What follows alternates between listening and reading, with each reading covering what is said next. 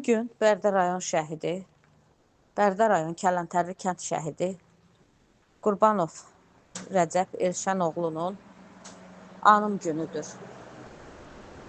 Bütün şəhidlərimizə Allahdan rəhmət diləyirəm. Məkanları cənnət, ruhları şad olsun. Ömrünü vətənə calayan şəhid, ömrünə cənnətdə ilmə toxunur. Bugün olmadığım fani dünyada adına hədiyyə, Qur'an oxunur. Bilirəm, cənnətin ən gözəl yerin Tanrı layiq bilir şəhid olana. Torpaq şəhidini bağrına basır, olur evladına əbədi ana.